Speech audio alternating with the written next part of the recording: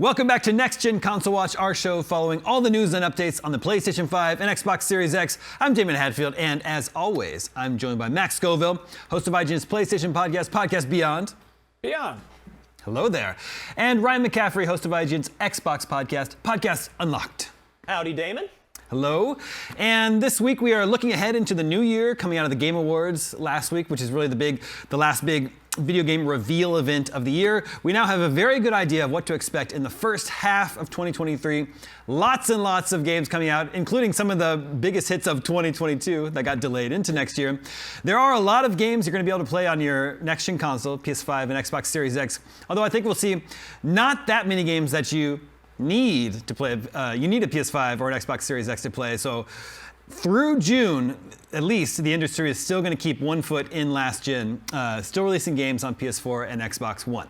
But let's get into it. We have a lot of release dates. We'll go month by month. In January, kicking things off, we've got Dead Space, and that one is a next-gen exclusive.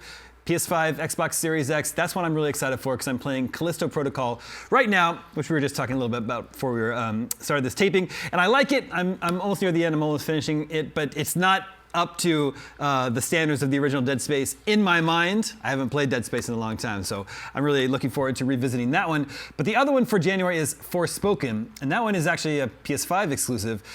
A new property from Square Enix, and one that I think, Max, correct me if I'm wrong, I think they've been having a little bit of a hard time getting people excited about. What do you think? I think so. I think that's a fair assessment. It definitely doesn't, hurt that it's been, I think it got delayed two or three times, something like that. Yeah. But yeah, they put up a demo during the Game Awards, which is out now on PSN, and it's cool. It's a good chance to check it out. I jumped into it, and there's a lot there to like, and it didn't quite hook me. Like I really want to give this a fair shake and check it out. And it's the team behind Final Fantasy 15, and it's got some very kind of similar characteristics where you're pairing this sort of modern aesthetics with also this whole fantasy realm, and it's all very realistic. But I think it stitches together pretty well. And they've got a whole epic fantasy world to explore, but there's quite a few of those, so I can understand people's sort of reticence to jump into another one. Yeah, IGN's own Destin Legary had a chance to preview it not too long ago. Played a pretty recent build and came away super impressed with it. So I think if you get some time, hopefully you're going to like it. And by the way, Damon, I should throw in a shameless plug here while you're mentioning Dead Space Remake. That is our IGN first, we call them cover stories on IGN, what we do each month. So we've got a bunch of exclusive content on Dead Space Remake, including we kicked off the month with a big old chunk of gameplay that's got, I think, coming up on 2 million views. So the buzz seems to be pretty positive. People are liking what they're seeing so far on Dead Space Remake. Awesome. Definitely check that out, viewers. Let's get into February. That's going to be a really big month. We've got the next-gen version of Hogwarts Legacy. There are PS4 and Xbox One versions and even a Switch version. Those will be coming later in the year, but the PS5, Xbox Series X version is out in February. Then we've got something new from Koei Tecmo, Wild Hearts. And I think the good way to describe this, it's a Monster Hunter like in feudal Japan with like mythical Japanese monsters. Up to 3 players team up to go hunting these ancient beasts. So that could be cool. That one is also a next-gen only game. Then we've got something, Atomic Heart, the first game from Mundfish Studios, and it's an adventure first-person shooter. Ryan, is that one on your radar? Very much. That was our November IGN first, and I've had a chance to play that. Simon Cardy on our UK team he played even more of it. You can watch or read his preview on IGN. But I also had the chance to play the first hour or so of that game. And I think from the beginning, that game has captured a lot of our attention because it's got a bit of a like alternate universe Russian BioShock kind of thing going on with it. And that plays out, at least in the first hour, to the point where if the first hour is indicative of the whole game, I think that one could end up being a really special one. I really liked what I played. I will say it does not mess around. It is not an easy game. I mean, there are difficulty settings, but yeah, be prepared to fight in that. One of the IGN first videos we put up last month in November was a 10-minute boss battle gameplay video, and you get a sense of that these enemies are coming for you. These killer robots. They're just in the comments and they're like, these game journos suck at the game. This person can't aim. Well, it's we had one of the developers who's played the game a lot record that particular video. They just throw us under the bus. I know we catch the shrapnel, and I I would never tell when it's us playing versus when it's the developers playing. Blame the devs. I would never throw anybody under the bus, but sometimes it's us, sometimes it's them. But anyway, yeah, Atomic Heart's looking really sharp. Like a Dragon Ishin is out in February, and that's the next entry in the now split Yakuza series. Like a Dragon is going to be the RPG entries, and then Max, is Judgment now the action version of that?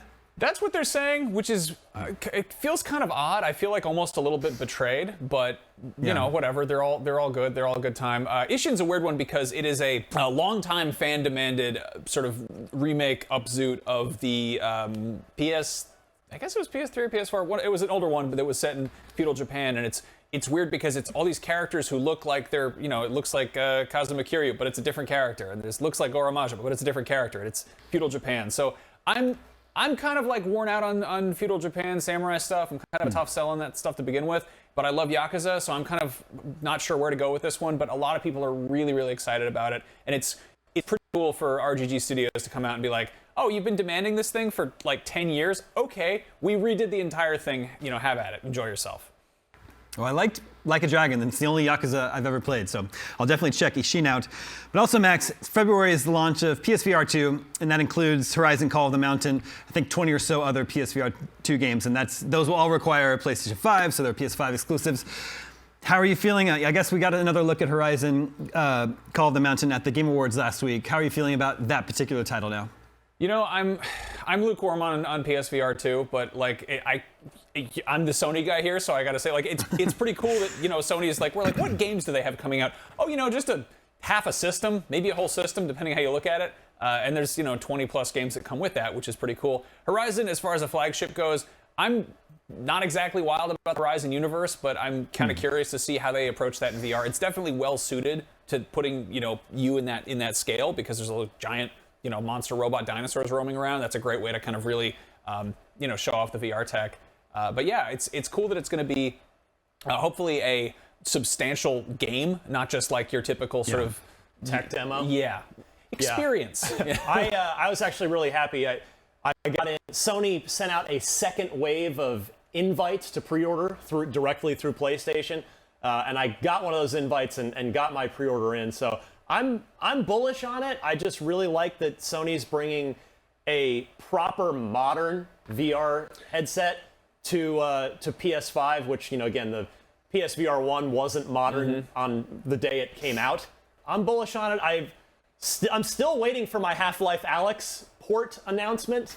I thought we'd get that at the Game Awards, given that Jeff Keighley and Valve they've got a pretty tight relationship going back all the way to Half-Life 1. Nice.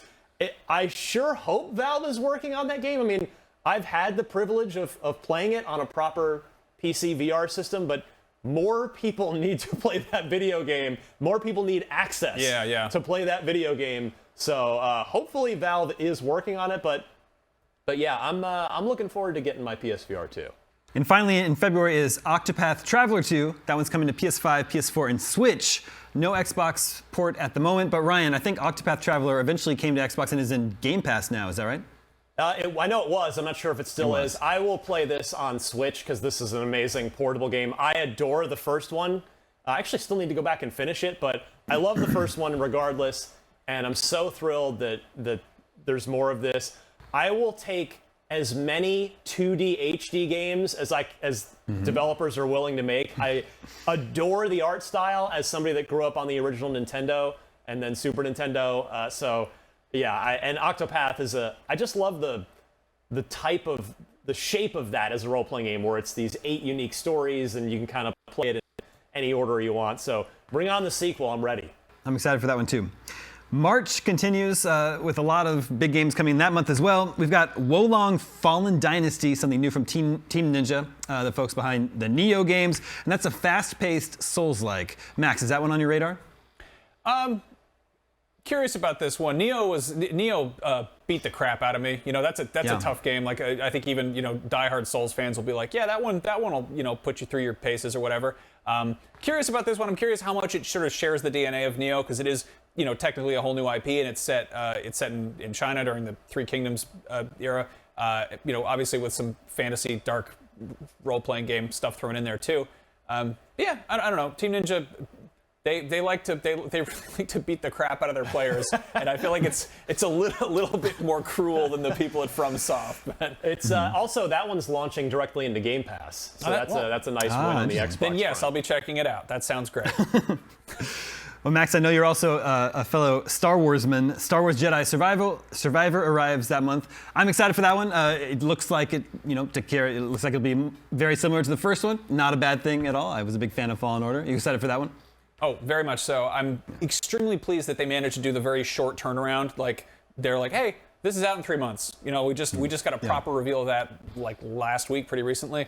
And again, you know, people sort of dock points off the first one for technical hiccups. I'm really hoping that sort of dedicating just the next new gen, whatever you want to call it, consoles and really just taking advantage of those means that they can flex their muscles and hopefully show us some really cool stuff. And I mean, Jedi Fallen Order is arguably the best, maybe not even arguably, the best Star Wars game of the EA exclusivity contract, of which I know that's a little bit of a backhanded compliment because we barely got any. They canceled as many Star Wars games as they actually shipped. But the Jedi Fallen Order was my personal runner-up for Game of the Year in 2019. I almost voted for it, but I went with Control. Not sorry, both are great. Well, it came out so late to the party, like it was the very tail end of November. It was, but this a next gen sequel, new gen sequel. I'm all in on this. I'm really hoping that there's something this game is doing that they're not showing us that's properly taking advantage of the new tech, whether that's like the scale of the world or the ray tracing. Cool, I'm sure it's gonna be pretty. You know, no doubt about that. The trailer made it look a little bit more stylized than the first one, or at least as far as I can recall. But again, I'm stoked to sort of see what they're doing with this game because I don't know, it's more Star Wars video games. Yeah. We've got the Resident Evil 4 remake from Capcom coming in March, and that one is getting a PlayStation 4 port as well, which is fairly interesting. The big question mark for me in March is Skull and Bones from Ubisoft. The long in development, delayed many times, thought to be vaporware by many, and it's going to be Ubisoft's first game launching into $70, the $70 price point. I don't know, Ryan, what do you think? It's hard to imagine it's hard to imagine there's going to be smooth sailing for Skull and Bones. See what you did there. I mean, look, am I excited for that game at this point? Not in the slightest. But here's the thing, like, we've seen games come out. Hopefully this game will come out and be good and be fun and capture an audience and build an audience. We've seen games come out and not be great, but over many months of work, whether it's, No Man's Sky being the probably highest profile example, things like The Division, games can right the ship, even if things aren't great at launch. So, I hope it comes out and it's good and it gets a little word of mouth going, but yeah, I don't think I can't imagine Ubisoft realistically expects anybody to really be particularly hyped for that game after at least 4 delays. Many delays over the course of time. But hey, kudos to them for sticking with it. They probably could have canceled that game 3 times by now, and they chose to. There must be a good enough idea there that they believe in it, and they're bringing it to the finish line. Yeah, so I hope so. It's since it was first announced, I believe Sea of Thieves came out to a lukewarm reception and then jammed a bunch of cool stuff in there. And again, now it's a great game. Exactly. Yeah. No, it's a perfect example of that. One that comes to mind is For Honor, which I think came out. It was kind of like people were like curious about it. It did some cool stuff, and they really stuck with it. And they've committed to that community, and they've really they keep throwing in new stuff there. Obviously, there's a lot of people who are super ride or die for it. I've heard the community is really welcoming to new players, and they're really quick to kind of take them on board and show them how to play that game. And that's great. It'll be interesting to see if Sea of Thieves has a similar thing going for it. But again, not Sea of Thieves, Skull and Bones. It's going to be interesting to see if people want to, jump ship, as it were. Yep. If you got your pirate game that you and your friends already play with, are you going to throw down $70 to play a different one? At least it is a different kind of game than Sea of Thieves. It seems like it's more of a strategy thing than Sea of Thieves is very much kind of a make your own adventure role-playing game. Yeah. No, it's very clearly very different despite the common ground. But it's Boy Who Cried Wolf. We've been talking about this game for so long that at this point it's if it comes out, I'll believe it. If it does, balls in your court, Ubisoft, go for it. Yeah. Still time for that to be delayed. Cannonballs in your cannon. Sorry. Walk the plank, Ryan. April has at least one notable game you can play on your next-gen consoles. Dead Island 2, another game that was in development for a long time, got delayed, and then went dark for a very long time. That one's finally coming out. I think there's an audience for that. Zombies are ever popular. The Dying Light series, which kind of arose from Dead Island, is super popular. So I think Dead Island has a good chance of being a success. In May, the big game, besides Legend of Zelda Tears of the Kingdom, which not a next-gen game, the other big game in May is Suicide Squad. Suicide Squad Kill the Justice League. And that's a game I don't really know. I can't decide whether I should be excited for or not. I like the Arkham games. But then, Gotham Knights was kind of a jumbled mess. It seems like they lost the plot about what people like about the Arkham games. I don't know. Are either of you excited for Suicide Squad Kill the Justice League? I'm going to be honest, no. Yeah, I mean, same as you, Damon. Like, it's sort of... Yeah. And I love the Arkham games. Just what we got at last year's Game Awards was a proper gameplay trailer. This year, I mean, hey, I appreciate they made a announcement / touching message by, thank you, Kevin Conroy, who of course we sadly lost as in the DC family, as it were, and confirmed that he's voicing Batman one last time in this game. So I hope for Kevin's sake they do Batman proud and hopefully the game. But the trailer they showed us a year ago seemed like yet another 4-player co-op shoot all the purple things game, and I'm not inherently excited about that, but Rocksteady has the track record where, am I going to give them the benefit of the doubt? Absolutely. So I'm looking forward to seeing more, but I can't say I'm currently super high on it. Well, I'm wondering if sort of the reception to Gotham Knights, which was, kind of neither here nor there. It didn't land with a thud, but it didn't, go swinging from the rooftops or whatever. But I'm wondering if they're looking at that and kind of applying what they learned to, this next one, which is, from what I can tell, a pretty similar formula. Obviously, you're playing for the other team, so to speak. But, I'm skeptical this is going to come out when they say it is. I could very much see this getting pushed to later in the year. They've been developing it for 8 years, so hopefully it's about time. I hope. Let's get this out so we can get a Batman Beyond game going. Yes. Can we just say that on every show until it becomes real?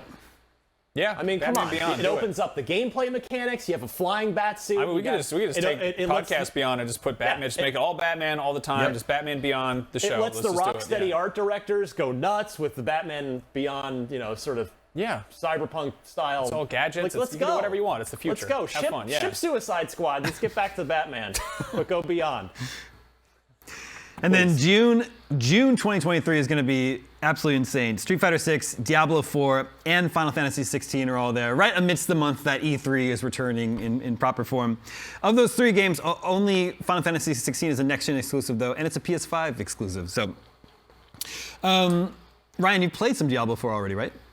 Yeah, I want to curse, that's how good this game is, but yeah, I had an absolute ball with it. To the point where I was sad when my build got shut off and was like, I won't get to play this again for a while. Grateful to have had an early access opportunity. It plays phenomenally well. And Damon, I have to say, so you haven't mentioned a single Xbox exclusive, and that's because we still don't. I know we still don't have any. We're gonna get to that.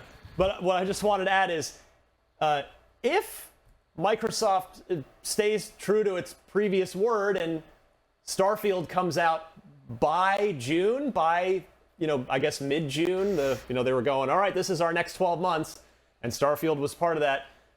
If Starfield and Diablo 4 are out near each other, I might have to quit my job. I might have to leave IGN because or maybe just take a sabbatical. I don't know how am I have to play both of those. Those are my 2 biggest, most anticipated you got games 2 of the year. options. You can quit your job where you get to play games for a reason, or complete and utter burnout because you're trying to keep up with both these massive games. I wish I got to play video games at my video game job. I'm covering them, which is great. I love doing that, but yeah, need more time. But yeah, Diablo 4 at Daemon, to circle back, is phenomenal, and fitting that it's out on 6/6. So co-signing on that. Too bad it's not, maybe it could be 6:06 p.m. that they upload it. Yeah, that's what they should do. Keep it going. Just keep it going. Well, okay, so since you mentioned Starfield, Ryan, what we've just looked at is your roadmap of what you're going to be able to play through June. That's a hell of a lot of games to play. The asterisk here is that there are 3 Xbox exclusives that are supposed to be out by June, unless things have changed behind the scenes and Xbox hasn't announced anything yet, but that's Starfield, Redfall, and Stalker 2. There are others, but those are the 3 like major first-party games. Like Minecraft Legends was in there. There's some other ones, but yeah, the 3 biggies. So I guess I just wonder, how confident are you that those 3 games will be out? So Miranda Sanchez, who does Podcast Unlocked with me, after we recorded our episode this week, we went out and kind of like sort of had an after show that I wish we'd recorded, and she brought up the fact that like of those games that we were promised in the next 12 months, starting from June, very few of them have come out. We looked them all up, everything, and we looked at them all. The most high profile of those games we were promised that's actually shipped here at the halfway point is High on Life. And that's, again, High on Life's awesome. Please go play it on Game Pass. I think that's, that game could use some attention because it's, it clearly didn't get like a huge marketing budget for whatever reason, but it's super fun, very funny. Do check it out. But you're right, Damon. At this point, we are still waiting on, in addition to like Arc 2, the Vin Diesel thing, like Arc was a big deal for a while. So Arc 2 could be a big game. No, zero word on that. Like absolutely no word, which it makes me at this point in time super pessimistic that that's coming out by June. Same thing. Yeah, Forza Motorsport, maybe. I will say Redfall's the one I'm most confident in actually shipping by June. Only because they showed us a big chunk of gameplay at the last showcase, and that game was originally penciled in for last summer. So it's not to say it might need more time in the oven, but Redfall's the one I think that I'm most confident in with what information we have that it will actually be out. Like Starfield, I don't know. And here's the thing, if Redfall is April, May, June, somewhere in there, because I think if it were in Q1, we would have gotten a release date trailer at the Game Awards or some sort of release date announcement by now. Would Redfall and if Starfield's ready or going to be ready, would Redfall and Starfield, would Microsoft put them out kind of super close to each other like that? I mean, they're not totally similar games. They are different enough, but I don't know if they would stack 2 major first-party releases close to each other like that. It's an odd quandary. I'm wondering if... I just like them to ship anything, though. Yeah, that would be a great start. No, I'm wondering if because of how many things got delayed, how many things got sort of put on ice, if different studios work at different paces, different games are different scales. I'm wondering if they have a problem of things sort of getting finished at times or being basically lined up to come out around the same time and be like, oh, well, these games are both, ostensibly done. Do we put them out against you? Like that's an odd problem to have. Like, what do? Do you just like tell the developers to like, just polish up the graphics, keep at it, or is the second they're like, we finished it, we're sorry we're late, but put it out. Games have been sat on before for those exact reasons that are like finished things just in the can, or just that they just don't put them out. I mean, it happens all the time in movies. Yeah, totally. It's called Advance Wars 1 and 2 Reboot Camp. Yeah, Microsoft. Phil Spencer did say back when they had first started acquiring all these studios like 3 or 4 years ago, he did say like their goal was to ship something notable every quarter, have something every quarter, and I long for that day when that day's a reality. And hey, I hope 2023 is going to be the first year of many consecutive years of that. But yeah, there's another one. There's Warhammer 40k Darktide on console. That's true. That is a console exclusive to Xbox. It's out on PC. Exactly. And it's getting really good reviews. I got to play that on PC back at Jeff Keighley's summer deal that he had, and it was really fun. Like it's probably the best.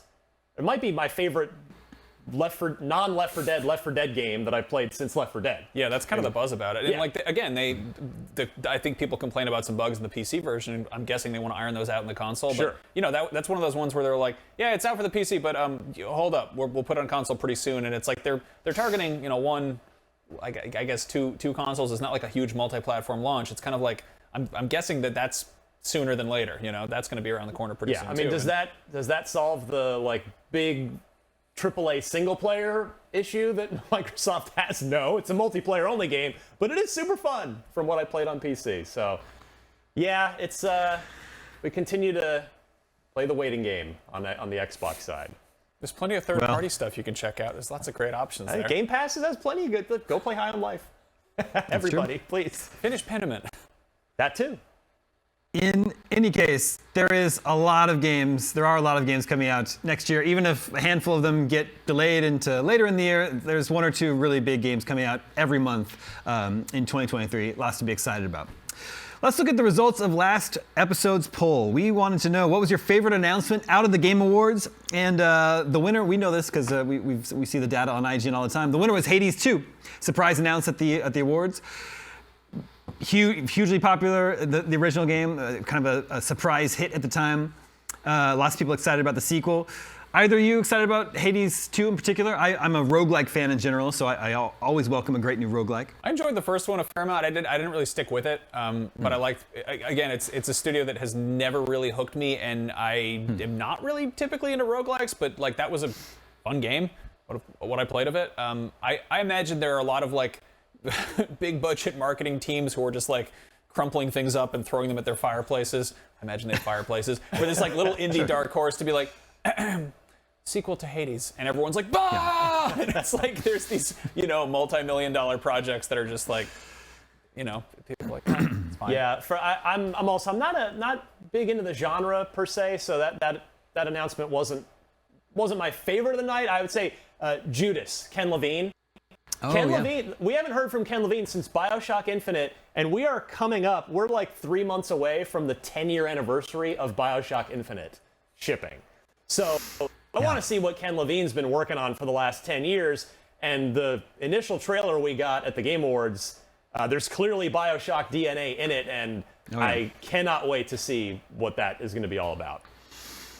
Judas came in third place in our poll after Hades 2, Death Stranding 2, and then Judas. So lots of people excited about that one. Here's something to vote on for next episode. We want to know, what are your biggest gaming hopes for 2023? You want a next-gen Nintendo Switch? Finally, do you hope that Microsoft completes its acquisition of Activision Blizzard? Do you hope that Starfield and Redfall actually make it out in the first half of the year?